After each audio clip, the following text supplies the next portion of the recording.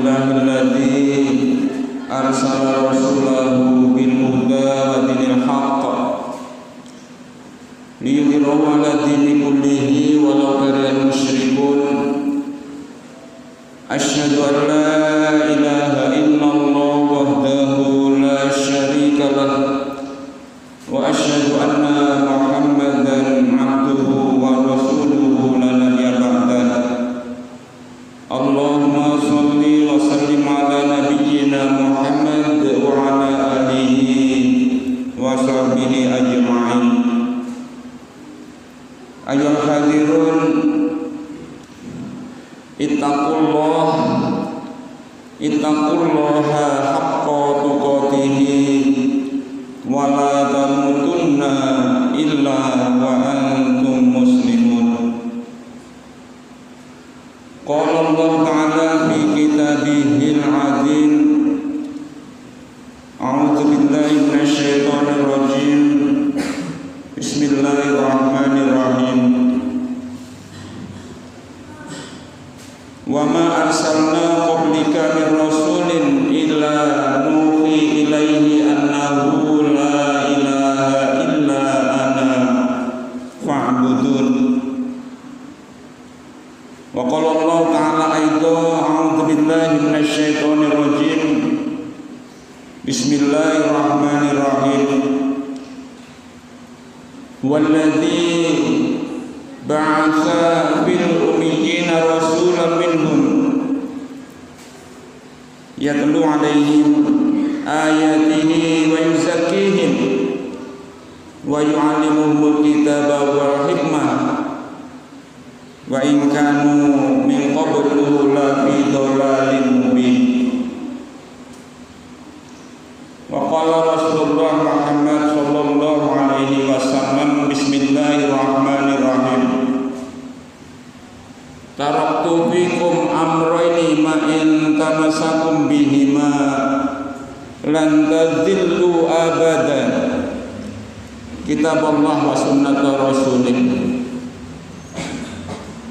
Hadirin saudaraku jamaah Jumat yang disayangi Allah Subhanahu wa taala.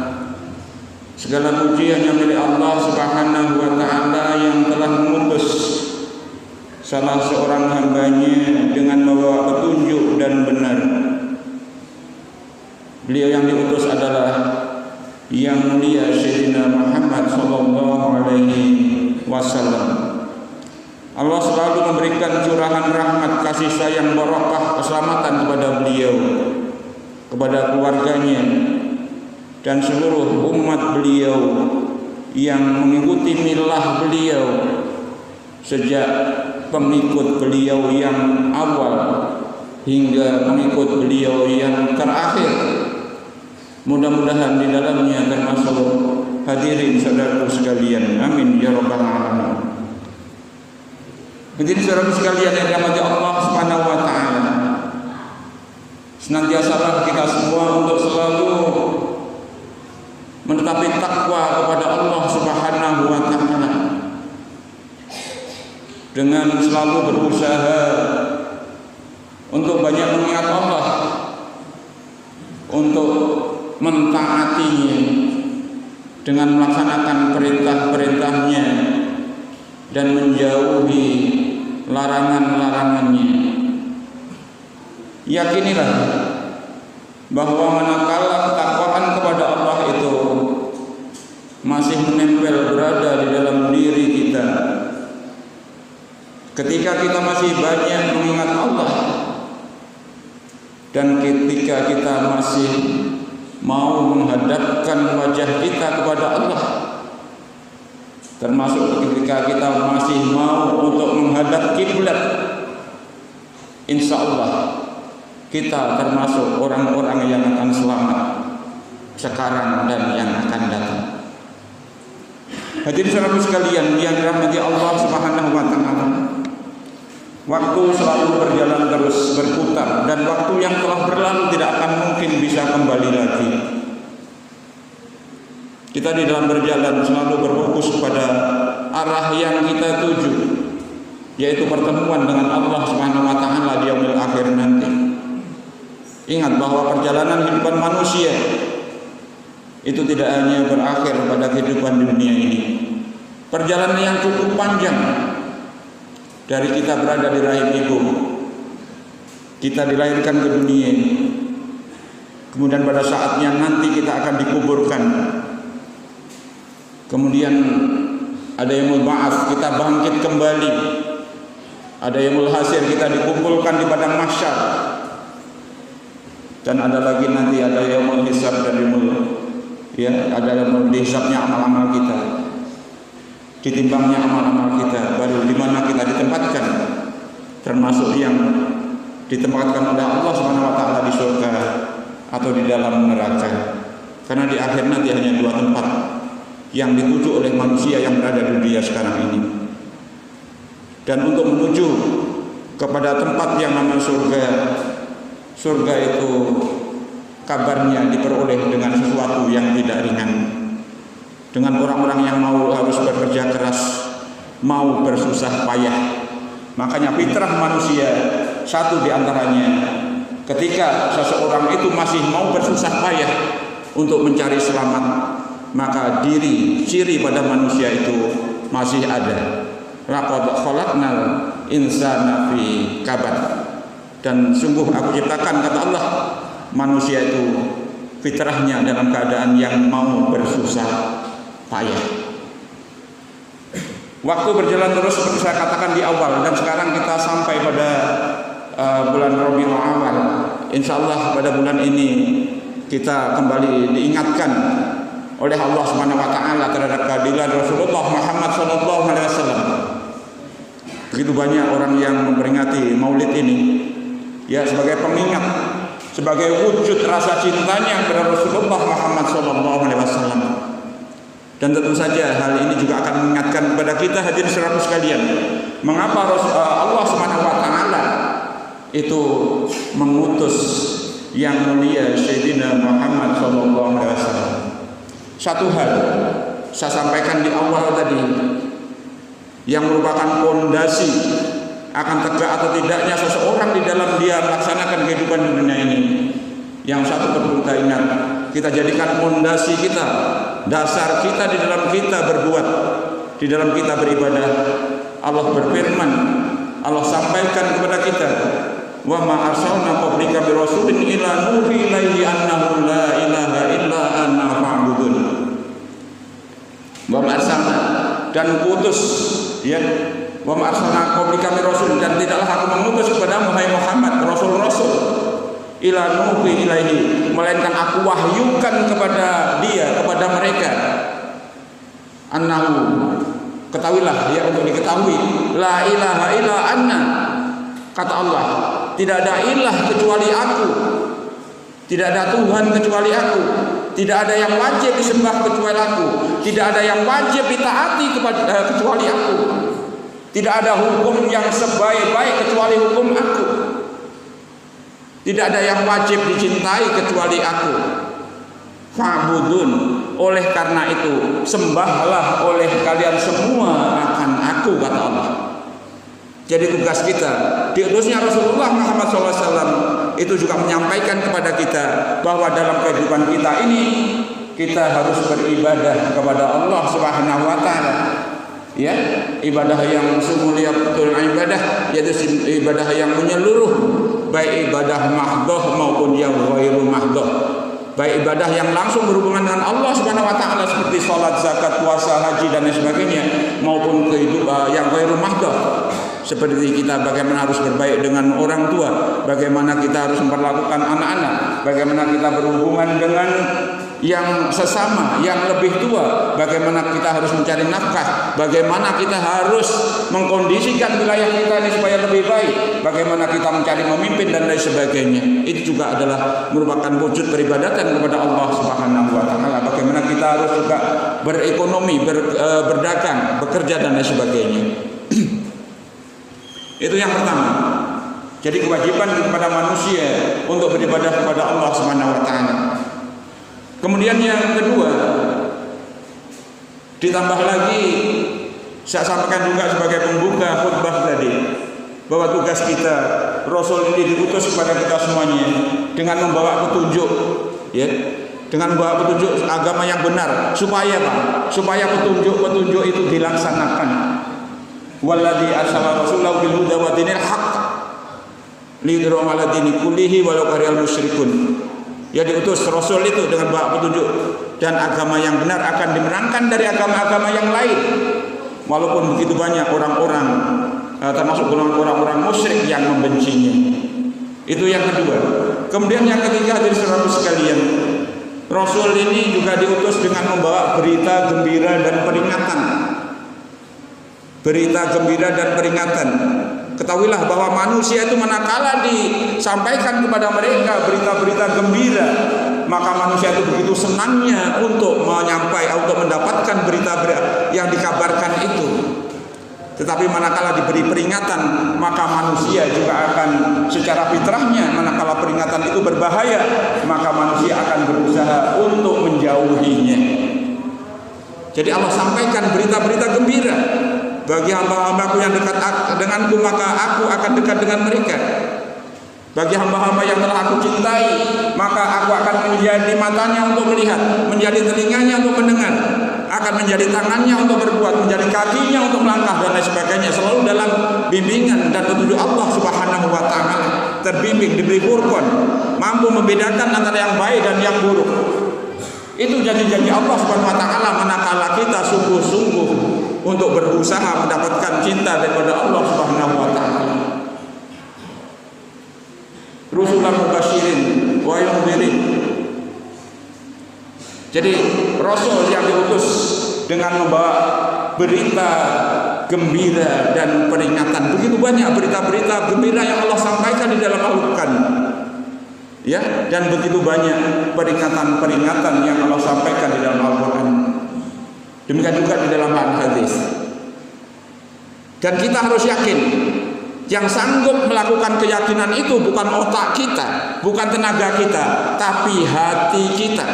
Karena begitu banyak yang Allah sampaikan itu sifatnya tidak langsung konkret, tidak langsung berwujud.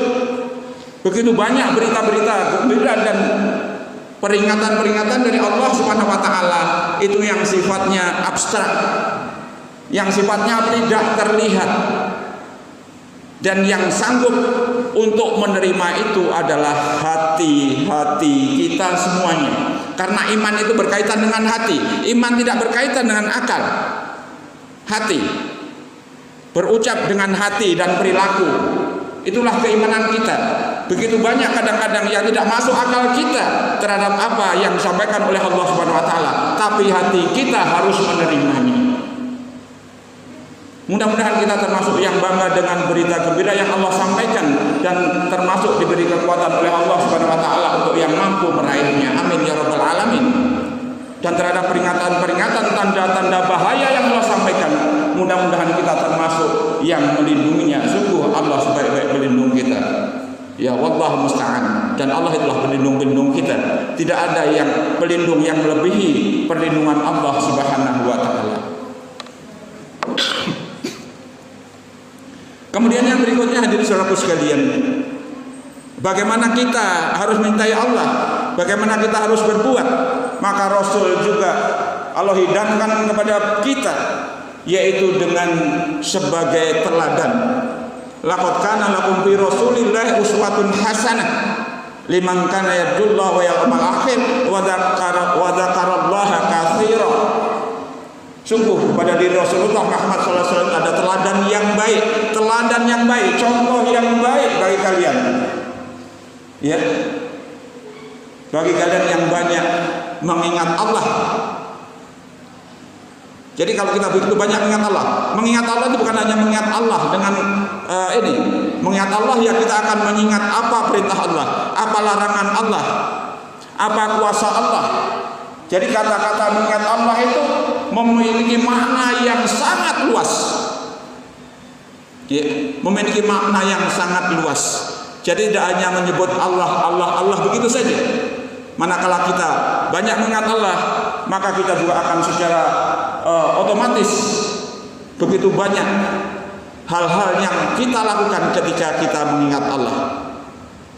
Ketika kita mengingat Allah, satu di antaranya juga kita mengingat apa petunjuk Allah, apa perintah Allah, apa yang menjadi hak Allah yang harus kita kerjakan, apa yang menjadi kewajiban kita terhadap Allah dan lain sebagainya. Kemudian yang tidak kalah pentingnya hadirin sekalian, bagaimana kita tidak bahagia ketika kita menjadi umat Rasulullah Muhammad SAW. Karena apa? Rasulullah Muhammad SAW diutus oleh Allah SWT ke alam ini adalah untuk menyelamatkan manusia dari kesesatan. Walladzi ba'atsa fil ummiyina rasulan minhum yatlu 'alaihim ayatihi wa yuzakkihim wa yu'allimuhumul kitaba wal hikmah wa in kanu min qablu la fi dhalalin mubin. Ya, dia yang mengutus salah seorang hambanya dari yang Nabi Ummiyin, ya, Rasul minhum, Rasul terhadap mereka, yatlu 'alaihim ayatihi, membacakan ayat-ayat kepada mereka, wa yuzakkihim, dan mensucikan mereka. Disucikan kita ini oleh Rasulullah Muhammad SAW. Disucikan manakala kita mampu melaksanakan apa yang dibawa oleh Rasulullah Muhammad SAW. Wa yu'allimuhumul kitaba wal hikmah, dan membacakan kitab dan hikmah. Wa in kanu min qablu la fi dhalalin mubin, dan sebelumnya sungguh manusia-manusia itu berada dalam kesesatan yang nyata. Dari kesesatan itulah dihidangkan kepada kita, kepada alam ini Rasulullah Muhammad SAW, supaya manusia selamat. Mudah-mudahan yang terselamatkan itu termasuk kita dan keluarga besar kita. Alhamdulillahilladzi arsala rasulahu bil huda wa dinil haqq liyudhhirahu 'ala dini kullihi walau karihal musyrikun.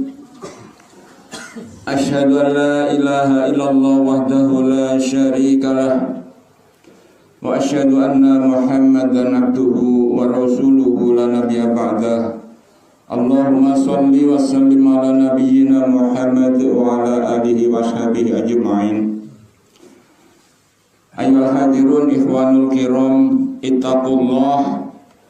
ittaqullaha haqqa tuqatihi wa la tamutunna illa wa antum muslimun.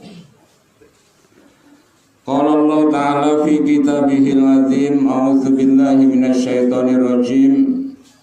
Bismillahirrahmanirrahim.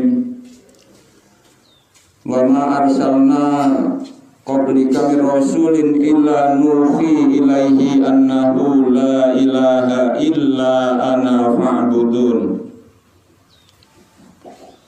Wa qala Allah ta'ala aidha,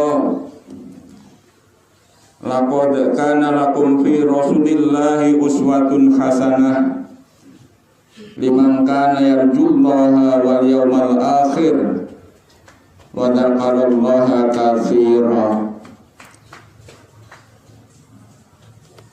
Wa qala Allah ta'ala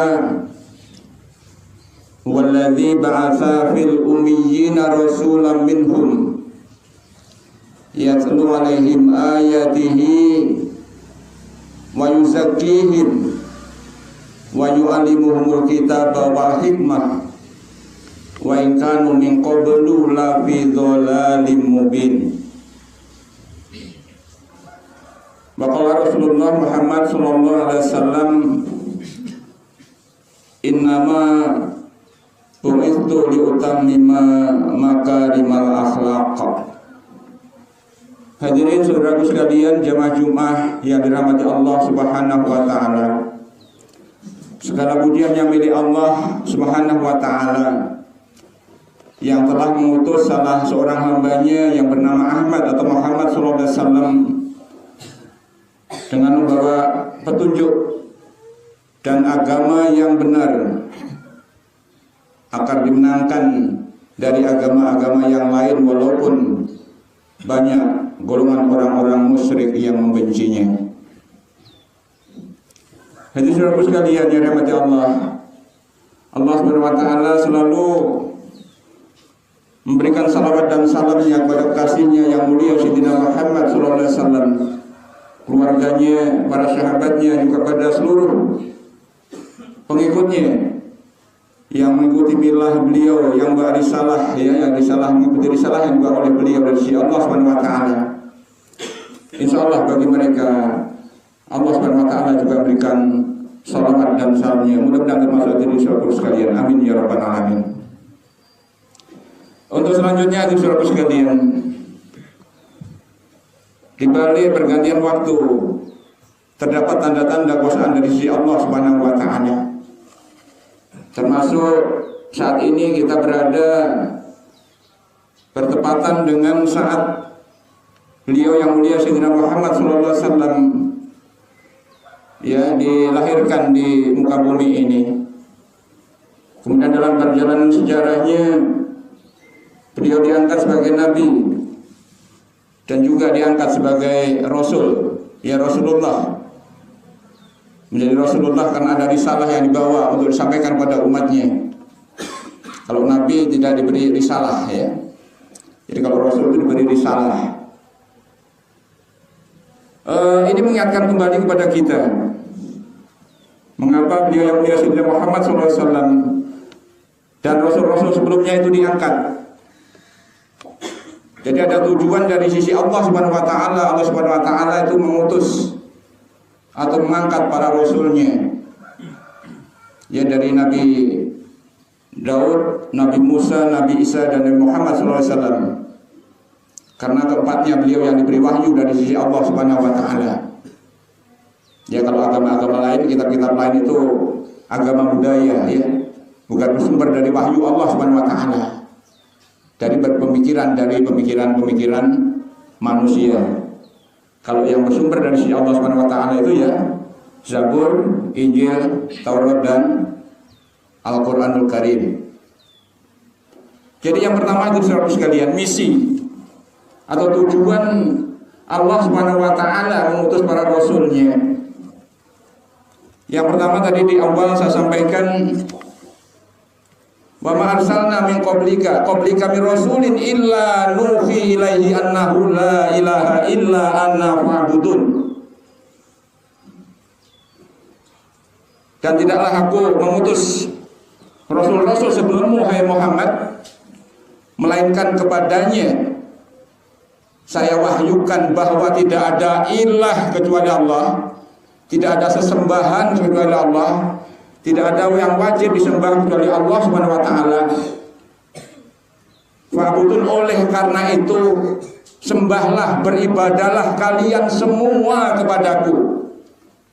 Ini Allah Subhanahu wa Ta'ala yang maklumkan.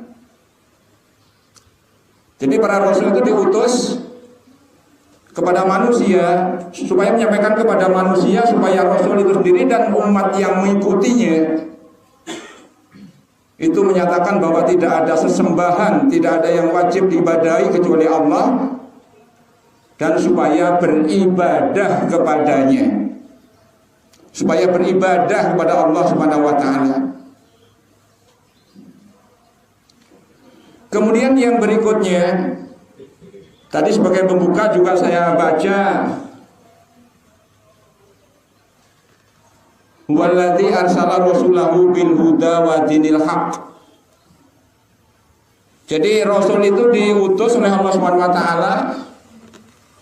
Ya dialah yang mengutus para rasul dengan membawa huda, petunjuk, wa dinil haq, dan agama yang benar. Agama yang benar ini supaya apa? Supaya ditegakkan, dilaksanakan ajaran-ajaran agama itu. Jadi kalau orang Islam begitu banyak ajaran agama, ya tugas kita di hidup ini beribadah. Pernah saya sampaikan, baik ibadah yang langsung berhubungan dengan Allah Subhanahu wa Ta'ala, ibadah mahdoh, maupun ibadah yang ghairu mahdoh, kaitan dengan kehidupan kemasyarakatan, kaitannya kehidupan dengan usaha dan lain sebagainya. Ini juga merupakan ibadah yang kesemuanya itu ada aturan-aturan melalui risalah yang dibawa oleh baginda yang mulia Rasulullah Muhammad SAW. Jadi tadi yang kedua, para rasul itu diutus dengan membawa petunjuk dan agama yang benar. Allah Subhanahu wa Ta'ala yang berfirman, Allah Maha Suci, termasuk apa yang disampaikan oleh Allah itu tidak pernah ada kebohongan, benar adanya. Kemudian yang berikutnya,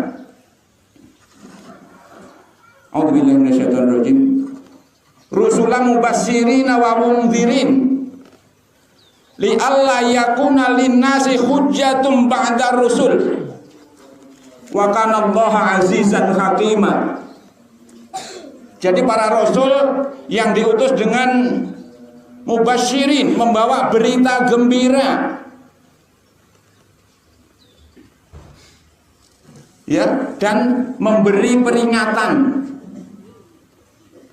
Jadi supaya rasul itu menyampaikan kepada umatnya berita gembira yang datang dari si Allah Subhanahu wa taala dan peringatan-peringatan, tanda-tanda bahaya dari sisi Allah Subhanahu wa taala. Karena apa? Naluri manusia manakala diberi berita gembira, maka akan tergerak hati dan dirinya untuk mendapatkannya, untuk mengikutinya. Normalnya begitu.